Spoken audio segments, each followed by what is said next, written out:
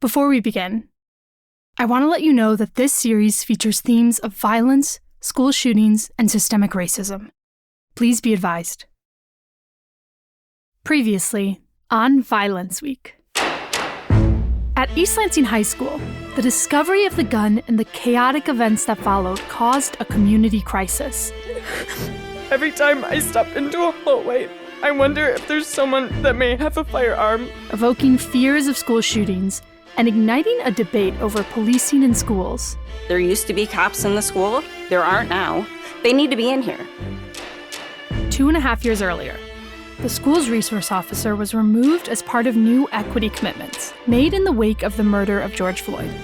So what would East Lansing, a community that takes pride in its diversity and their work towards racial equity, decide to do?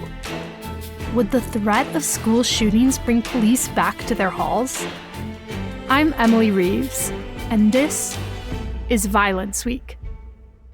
Chapter 2. Serve and Protect Who?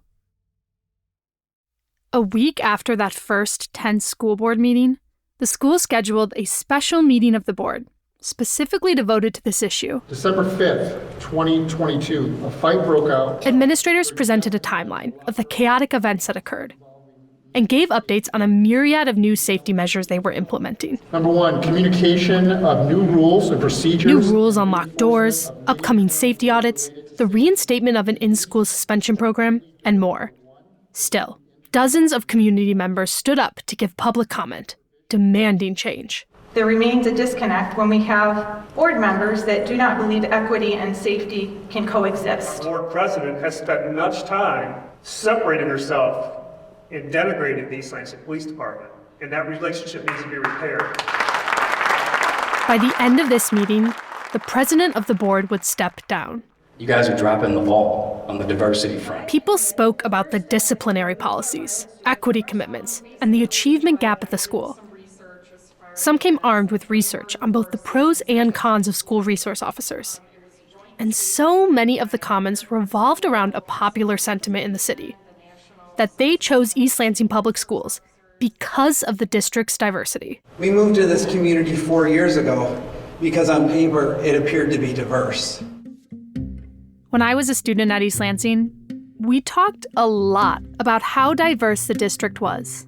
And we were really proud to be a school of choice, where students from the majority Black Lansing School District next door could choose to come. My classes from kindergarten on were filled with students from all different races and backgrounds, along with international kids whose families had come to work for the university. It wasn't until I was much older that I realized that, at the time, the conversation didn't go much deeper than just being proud. In reality, we were still a majority white school, even if we were a lot less white than most mid-Michigan school districts. We didn't talk about the redlining that had formed East Lansing, or why we had more resources than some other schools.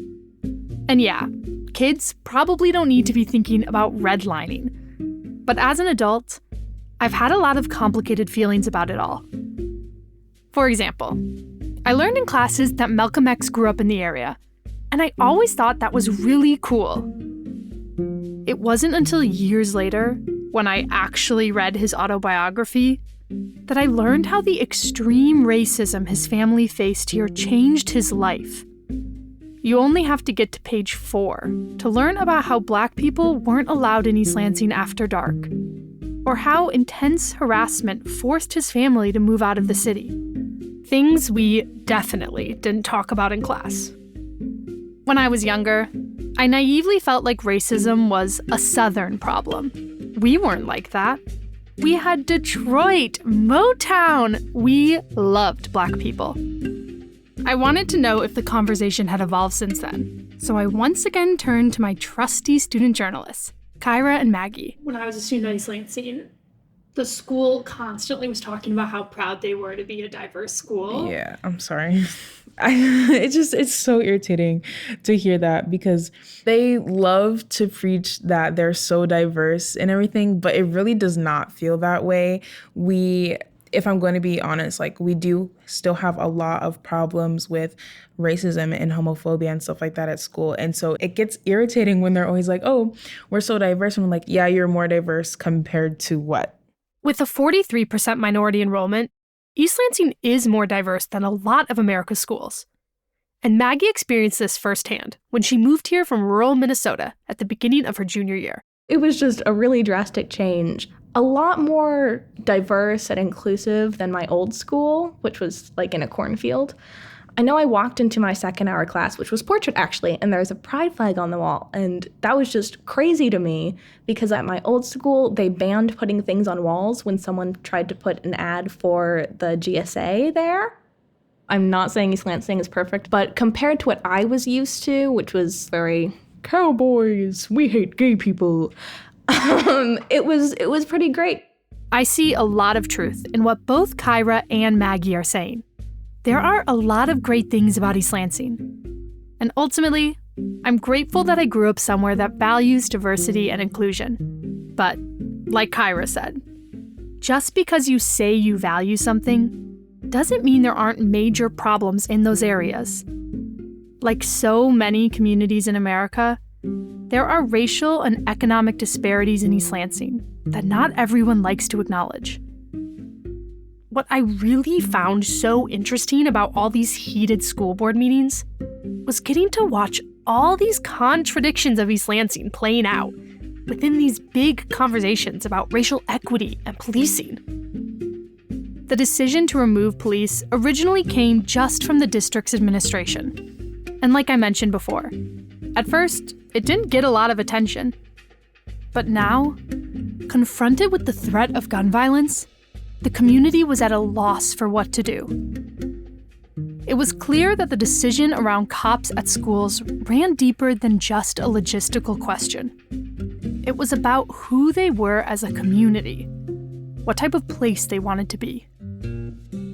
Whenever the school board was questioned about this decision, someone would always bring up this one incident from 2010, when a Black student was tased by the school's resource officer. Let me say this. When I ran for school board for the first time 12 years ago, there was a child who had been tased here in our school district. This stood out to me because this tasing incident was also the first thing I thought about when I heard the school had removed police. I was a student when this happened, and it was a big deal. So, almost 13 years later, I reached out to Marcus Reed, the student who was tased. When I met up with Marcus and his mom, Deandra, I of course came prepared with my old yearbook in hand. I actually brought my senior year yearbook. Wow. I thought maybe we could pull up Marcus's page if you're not shy.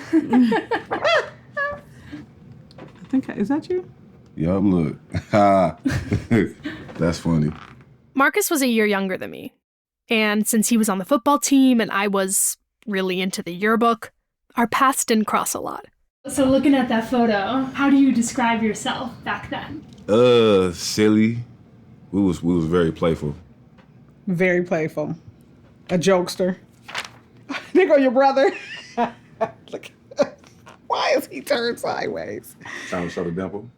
Is that what it is? Dimple, yeah. Does he love the dimple? Mm-hmm. Oh, he uses it. He used to use that to get out of trouble at school. Truthfully, I felt kind of awkward showing up out of the blue, poking around for information on a traumatic event from over a decade ago. It's a lot to ask someone to relive a very painful moment of their life. But it became clear that for Marcus and Deandra, even all these years later, the issue wasn't buried. I get teared up even thinking about it. It's hurtful because to have to go through what he's been through mentally, the effect that has to have on you for the rest of your life is, I think, the hardest part for me. It's very disappointing because as a mother of African-American boys, we sat our boys down at the age of 4 to tell them that they will go into school and they will not be treated equal. Marcus went to grade school in East Lansing, but left just before middle school when his family moved. So, when he ended up returning to East Lansing for his sophomore year, he already had friends and a community around him. Before the incident, I would describe it as like I actually love these, like still, you know, I still love East Lansing. You see, we still out here, so I love East Lansing. It was just, when you coming in as a black male or a black student, you just gotta be aware that some higher ups not gonna like you. They're gonna try to pick with you. They're gonna try to make you react to certain stuff. East Lansing is a good school though. I'll say that. I'll just say coming in with color, you just gotta know. And before school even started, Marcus felt like he had a target on his back. At his last school, he was accused of being part of a fight, but ultimately proved that he hadn't been involved. He had been fully acquitted, but he felt like administrators at East Lansing had already labeled him as a troublemaker. At a summer football practice, an administrator pulled him into his office and gave him a lecture about being on his best behavior. And it didn't stop there. I had security guards telling me, like, oh, you got to relax because they don't really want you here anyways. As a teenager, to know that an adult really doesn't care about you, you're the child, they're the adult, then that's kind of going to change up how you respond to them. In a sense, it can make you come across disrespectful for the simple fact that I already know that you really don't care about me. So let's talk about what happened on November 4th, 2010, right? Mm-hmm. Let's start with you, Marcus. Talk me through that story. Do you remember how your day was going before that happened? I'll tell you about the week because he was new there. Marcus is talking about the school's new SRO. From here on, I'm not going to use the names of anyone else involved in this story because Marcus and Deandra asked me not to. Right away, Marcus noticed a change in the atmosphere when this officer arrived. So the first day he's there, he's following me around East Lansing. Like, he's coming to my class doors, looking through the doors. I'm telling my teacher, she go out the door, she's like, you need anything? No, I'm just checking. Another time, Marcus was walking in the hallways when he passed this officer. As soon as he gets behind me, he turns and starts following right behind me like we're in traffic or something. He just turns and starts following me everywhere I go. I go to the lunchroom, and he has a direct angle on me in the lunchroom. I tell my mom, I'm like, yo, this police officer been following me. The next day, Deandra came to the high school to see what was going on. So I come in, this is what was so crazy, and he said, that's him over there looking at me. And I look, and he's like this. Looking at me. I mean, like standing with a good view of him. So I walk over to him, and I said, excuse me. I was like, he said, that you've been following him, and now you're standing here staring at him. And then he said, well, and I'm gonna keep doing it. She brought the issue to the administration's attention. And they acted like, of course, it was gonna stop. But I think the tasing happened the next day. Tasing happened the next day. On November 4th, 2010, Marcus is walking near the busy lunchroom when he sees his girlfriend running down the hallway, visibly upset. The school's associate principal and the SRO following behind. It was a girl I was dating at the time, and I guess she had been skipping class or whatever, so they was trying to suspend her, but they wouldn't let her call her mom. Instead, they insisted on her riding to her house with the police.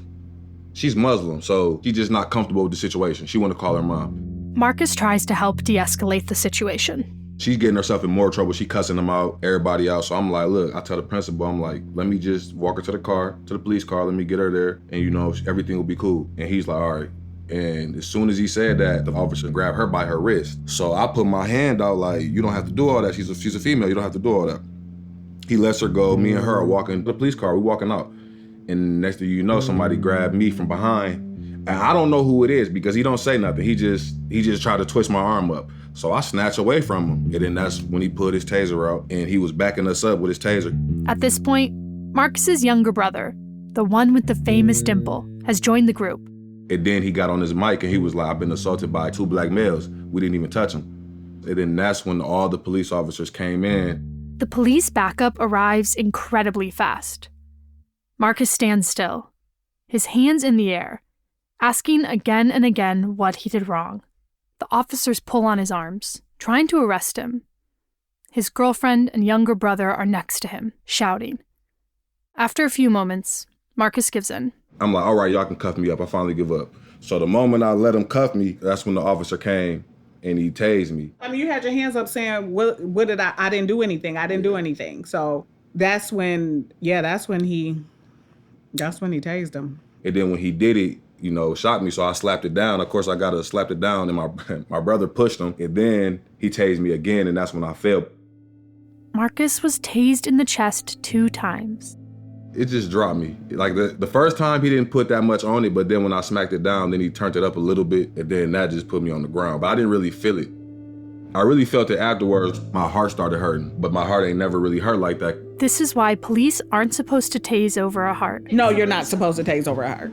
When police use tasers, they have been trained not to use a taser over somebody's heart. Why does somebody have a taser who doesn't know that rule? Mm-hmm. Or you're operating. He didn't care. That's how I really felt that way because he went straight for the chest.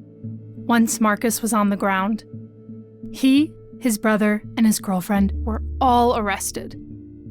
Marcus was taken to jail and charged with assaulting 2 police officers and disorderly conduct. Did you feel right away like it was because you were black? I felt like everything. I felt like it was that, and I felt like it really because I was a big dude too.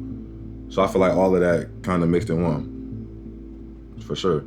But race, I feel like it's always a factor because sometimes people like him can't see themselves being a 17-year-old kid like me. He didn't look at me like a 17-year-old kid. He looked at me like a grown man. Afterwards, the school or the police never called Marcus's parents. Deandra, who worked in the school as a mentor for girls, got a call from a student she knew. So I answered the phone and I just hear like a lot of commotion going on. She said, "Oh my God, they just tased Marcus. Oh my God, Miss Reed." And I just shot out of work. They never called me, even when I was on my way from downtown Lansing. Of course they didn't call you. They were scared of you. They know you was coming every time. I walked into school and that man, the assistant principal was like right there. And I walked over, I'll never forget, I walked over to him and it wasn't pretty. I for real, I think almost, when it comes to your child, like you would just go to jail. I said, "You have mistreated my child." And he was like, "I stand for all kids." I said, "As long as they don't have no color." And I just walked right back out the door because by this time when I got in there, it was like, "Oh, they took him to jail." Later, Deandra and her husband returned to the school to review the security camera footage. That's a good one right here. That's a hard story, it's shameful because you can't even make this stuff up. They were with the president of the school's Black parent organization. He said, "I don't want to hear that y'all missing video," because he knew that they were missing video from another incident. They go into a room with the superintendent, the principal, and the associate principal who was with Marcus when he was tased. That associate principal is operating the camera system. So he's working the camera and we're watching it, and then the camera go out. And so it was like, where the camera? And he was like, "Oh, that camera didn't work in the area where the tasing happened." So we still was looking like, So he also was telling us, "Yeah, see, this is when he assaulted him." I said, "I don't want you telling me what he did. I got eyes, I can see." And so he got mad. He was like, "Oh, she not gonna sit here and call me a liar. Since she wanna disrespect me, talking about me, I'm not gonna show her the video." The associate principal storms out of the room. Someone from the security camera company happened to be at the school that day, so the other administrators grabbed him to help. And he started hitting some buttons, and then he said, "Well, this is weird." So, all of us is like, "Well, what's weird?" The date, the year changed for the tasing. Somebody went in, and the time frame, it was changed. It was clear. I didn't even know that. The time has changed. And he said, "Well, wow, this is weird." But then he said, "Well, here it is. I found it." And so he rolled it for us. So that's how we got to see the tape. I reached out to the company that ran the surveillance system in East Lansing in 2010 and tracked down the technician who was at the school that day. Then I'm just kidding. While we could have gone down a deep rabbit hole here, I had to remind myself that this isn't serial. I am not Sarah Koenig, and ultimately, the story isn't about a tampered video file from 13 years ago. Look, we don't know exactly why someone would change the date, or who exactly did it. Maybe the video system wouldn't let you delete a file, but it would let you change the date. And someone in a position of power was worried that they'd get in trouble, so they tried to hide the video. Maybe it was a freak accident that the date happens to change right as the incident starts.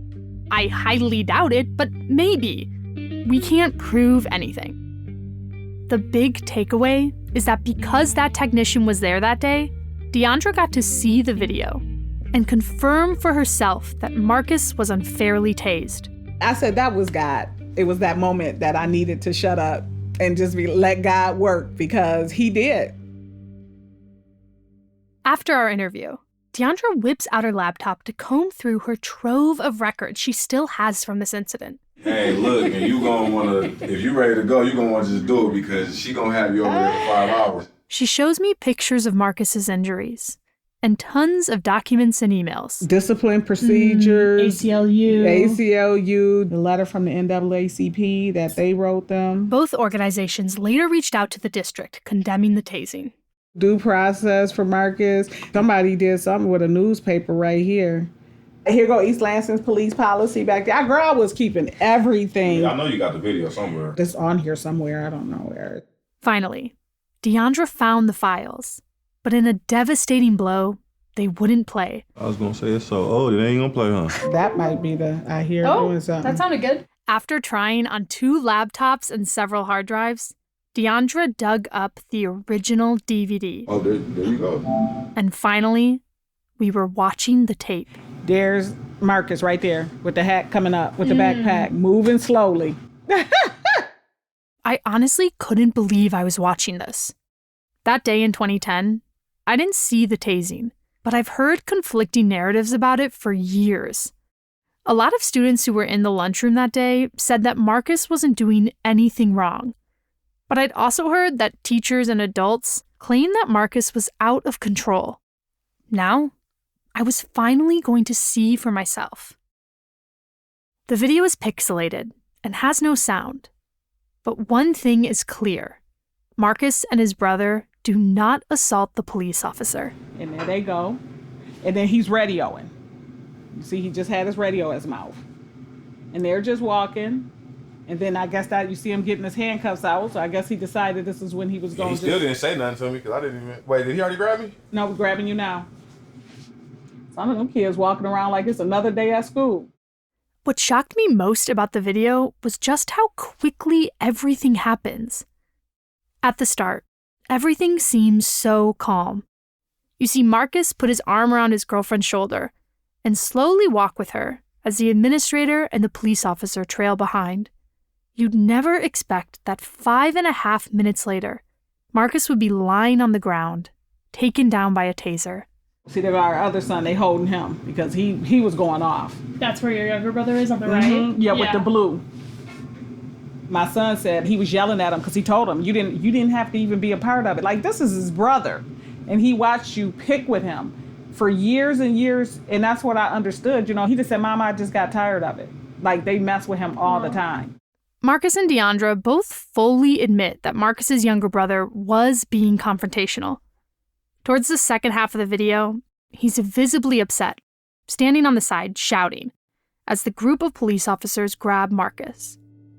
Marcus still looks pretty calm and is moving slowly. Yet Marcus, the taller and bigger brother, the one the officer already had his eye on, is the one who gets tased. And see, for this reason right here, this is how I feel that they don't need him at the school, because see, he getting his taser ready. He tasing him right now. And then he gonna tase him again. That must be when you hit it off. So he tased you again, because now they get you on the ground. And for me, you know how traumatic of an experience this just had to be for you at school. Just disgusting. Another thing that's crystal clear on the video, the date changes. At the very start of the video, as we watch Marcus slowly walk down the hallway, 2010 is written at the top in big white letters. Seconds after Marcus encounters the group, it switches to 2002. See, hold on. This will tell you how they move stuff. Now look at the date. But at the very end of the video, right before it shows Marcus and his brother being escorted out to the police car, the date switches back to 2010. I didn't even notice that. The dates got moved, so the first half was a different date. Now you back to here with a different date. They was moving dates. Somebody was moving dates. I want to see you like in court with all this evidence. Because it was too much. Damning. It's damning. And you can't lie on that. You switched the dates up. I mean, that's obvious on the tape. The dates are switched up. Honestly, we probably looking at a couple years in jail. How many do you think, Mom? Assaulting a police officer? Seeing the dates flip back and forth churned my stomach for this exact reason. Knowing that if this video hadn't been found, if that security camera operator hadn't been there that day, Marcus's life might be totally different. This video acquitted Marcus in court and stopped him from being expelled. They was trying to charge me with a lot of things, and they ended up charging me with, what they charged me with, littering? Marcus shoots me a hilarious deadpan look that makes me wish for the first time that I was a video documentarian. So it went from assaulting a police officer and all these big things to littering. 2 assaults and a disorderly. I reached out to the East Lansing Police Department for comment, but didn't hear back. At Marcus's expulsion hearing, so many students showed up to give witness testimony that the hearing stretched for hours. They had to give out pizza in the hallways. That's how you know that I wasn't in the wrong, though, because a lot of people that came, I really wasn't friends with like that. It was dope. It was dope. It was dope to not they care like that. And that they seen it, that's what made them care, because they seen it and they seen I wasn't in the wrong.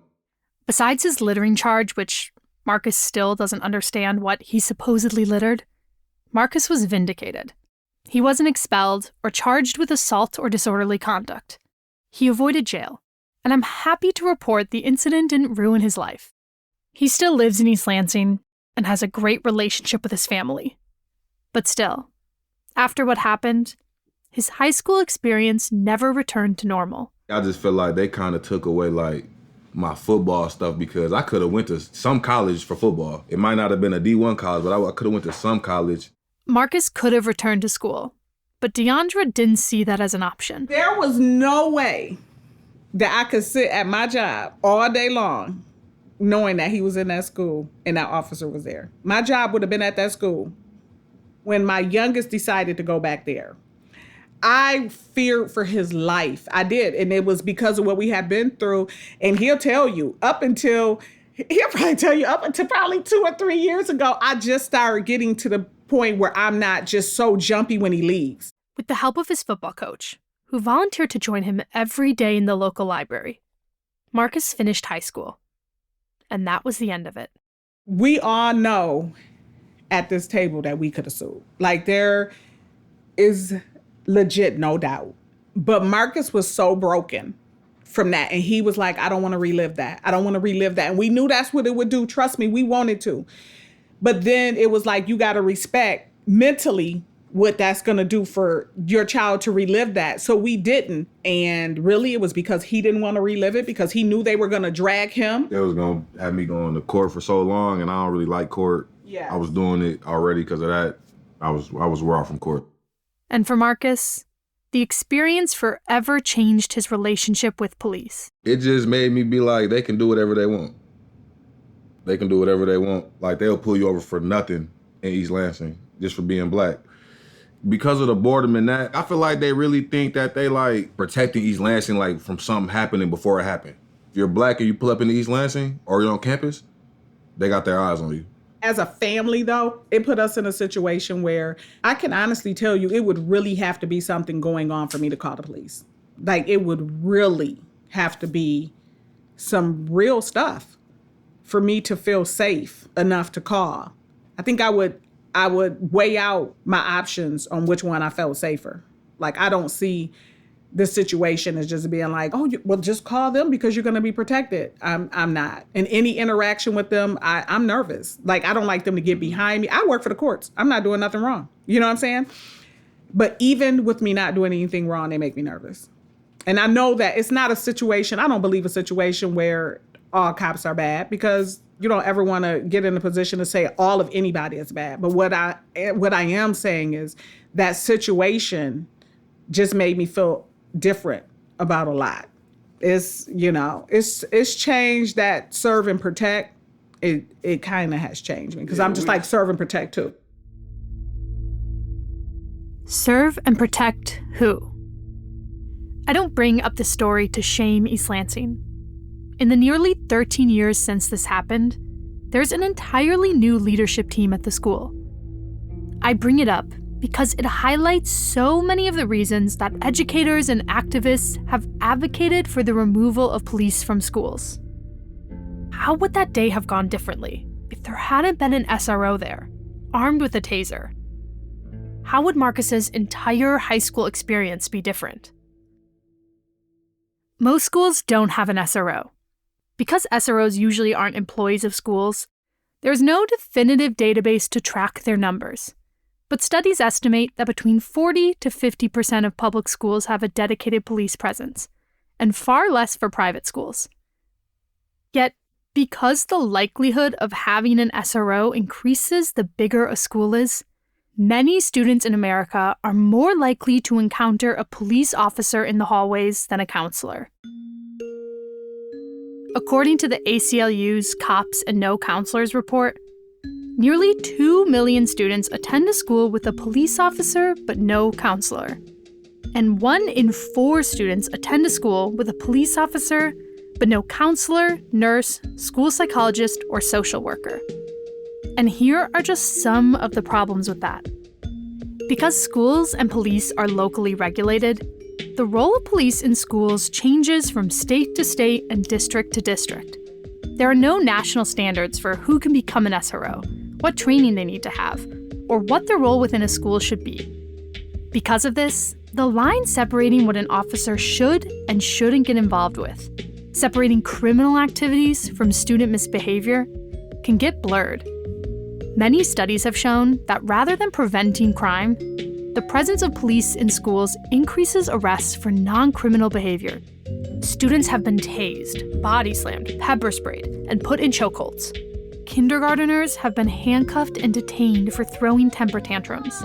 A 6-year-old girl handcuffed and arrested at a charter school after throwing a tantrum. Students have been arrested and charged with crimes for cursing, throwing a paper airplane, kicking a trash can, wearing saggy pants, spraying fart spray, using a cell phone in class, and a seemingly endless list of similar, typical adolescent behaviors. In 2015, one incident made national headlines when a middle schooler faced assault and battery charges for throwing a baby carrot at a teacher. And perhaps unsurprisingly, the effects of SROs have a racial disparity. Male students, students of color, and students with disabilities are disproportionately affected. Black students are more than twice as likely as their white classmates to be referred to law enforcement, and 3 times more likely to be suspended and expelled. And these studies have shown that there are lifelong consequences for students who are arrested at school. A student who is arrested is twice as likely to drop out, and if it results in a court case, that becomes 4 times more likely. All of these problems are part of what has become known as the school-to-prison pipeline. So schools like East Lansing want to solve these issues by rethinking how they do things. They want to be more equitable and address the root causes of violence by moving away from suspensions, expulsions, and arrests, and towards restorative justice. They want to reallocate resources away from policing and towards support systems. However, in schools across the country, the fear of school shootings has clashed with these initiatives. Even in the early days of the Black Lives Matter movement, efforts to reform school policing have been derailed by school shootings. In 2012, the Senate held a hearing on the school-to-prison pipeline, but lost momentum when, just 2 days after, a gunman murdered 20 children and 6 staff members at Sandy Hook Elementary. This evening, Michelle and I will do what I know every parent in America will do, which is hug our children a little tighter.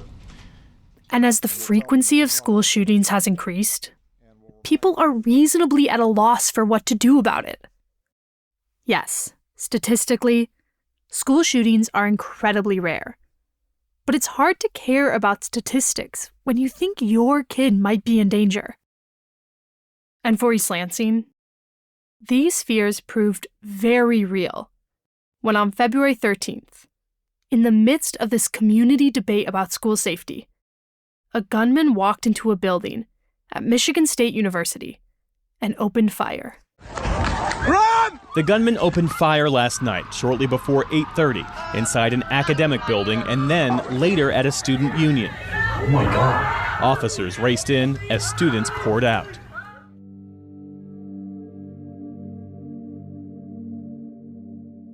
As these events unfolded, less than a mile away, East Lansing High School was in the middle of another dramatic school board meeting, where they were once again discussing police in schools and the threat of school shootings.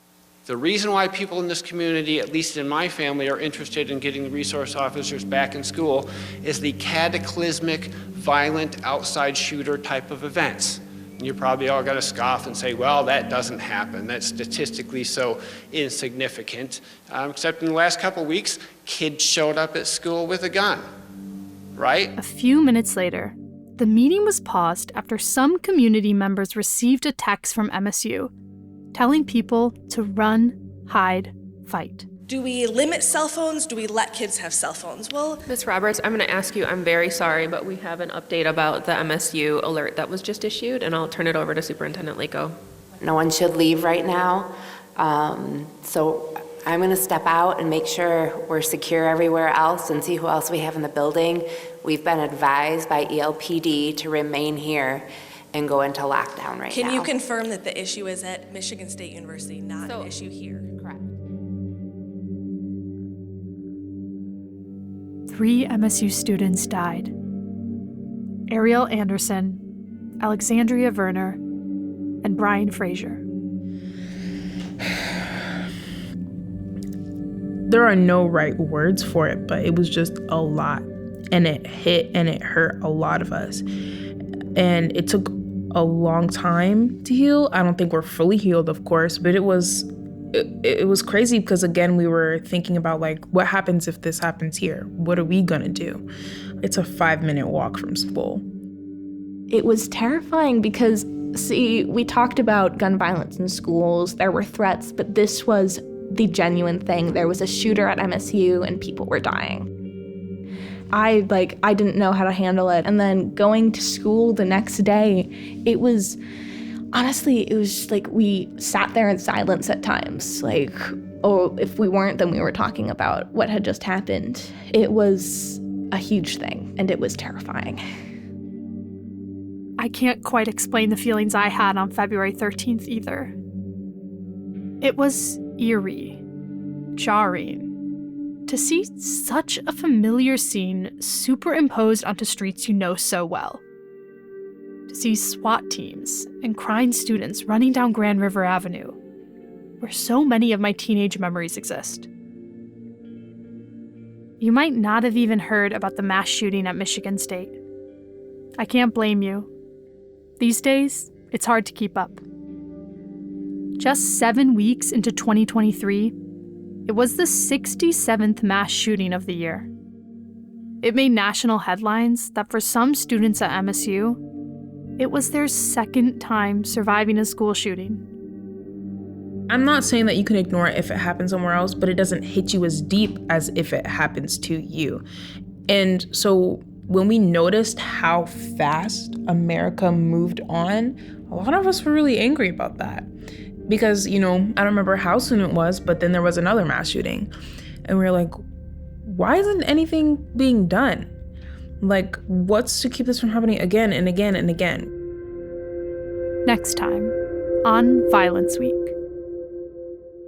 In the world's most heavily armed country, can anything actually make schools safe? Statistically, the chances of school shooting is slim. But you go into any school that's had a school shooting and ask them, is it important that there's a school resource officer there? See what they say.